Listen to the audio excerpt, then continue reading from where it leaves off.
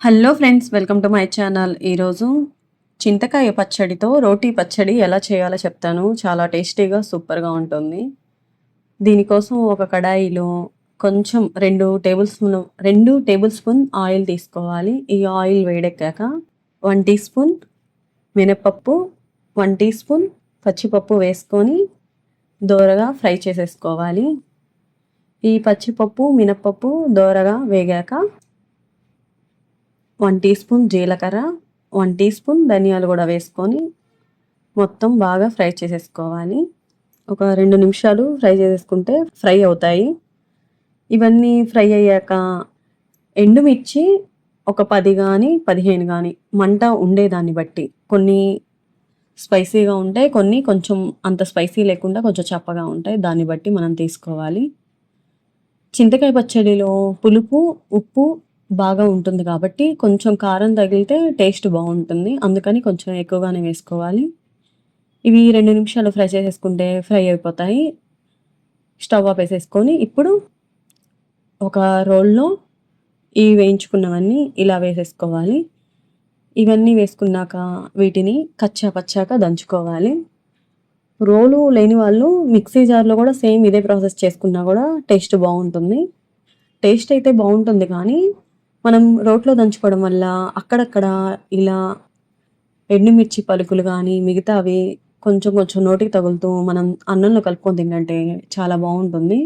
రోటీ పచ్చడికి మిక్సీకి అదే కొంచెం తేడా ఉంటుంది.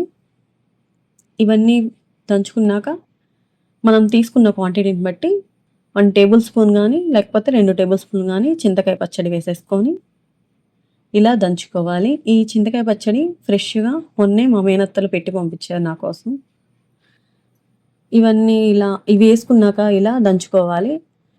మనం డ్రై ఐటమ్స్ వేసుకున్నాం కాబట్టి ఇది కొంచెం పొడి పొడిగా ఉంది కాబట్టి మనం స్మూత్‌గా ఇలా దంచుకున్నాక ఇందులో కొంచెం వాటర్ కూడా యాడ్ చేసేసుకోవచ్చు.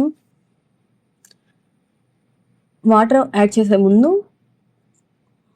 కట్ చేసేసుకున్న ఆనియన్ ఒకటి, 2 వెల్లుల్లి రెబ్బలు తోలు తీసుకున్నవి కూడా వేసేసుకొని కచ్చా పచ్చాగా దంచుకోవాలి.